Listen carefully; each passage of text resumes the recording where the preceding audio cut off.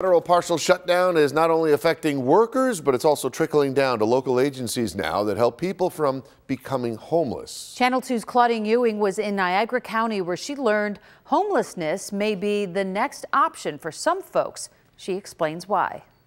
There are many people in Western New York where this is home, a shelter, but that may soon end. So then what? You see that snow and ice out there? That's what it would mean. Ralph Malone is at Community Missions and part of a program called Rapid Rehousing. It helps an individual or family get permanent housing. But because it's federally funded, the shutdown means the money isn't coming in for organizations to pay clients' rent.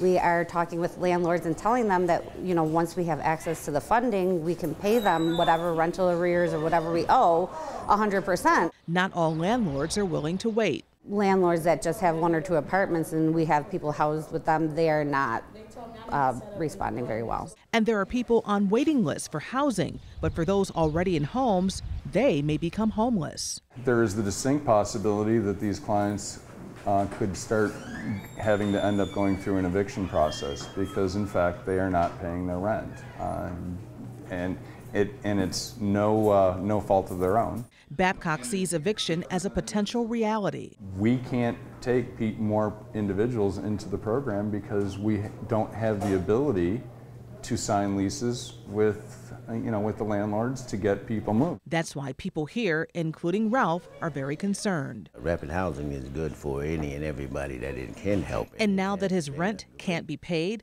all because of the trickle-down effect of a federal shutdown, Ralph is thinking what to do. I'm not one to sleep and stay in the streets. This is what I said. I'd rather go to jail than sleep in the streets. And as the federal shutdown continues, the director at Community Missions says, I'm very nervous about what's going to happen to the population that is so at risk here at the shelter. And we know that this is also a problem in Erie County, so the Department of Social Services is offering emergency temporary assistance for people facing eviction or no heat and referrals to the food bank. We will have this information later on WGRZ.com. So how many people does Community Missions oversee? This is a federally funded program too, right? Exactly. Right now they have about 22 families who are part of the rapid rehousing. That's 22 separate rent payments that are not being paid, and so that's why eviction is a real possibility. That's 22. It could be 22 families. It's a lot of people. Sure is. A lot of trickle down from this shutdown. Claudine, thank you.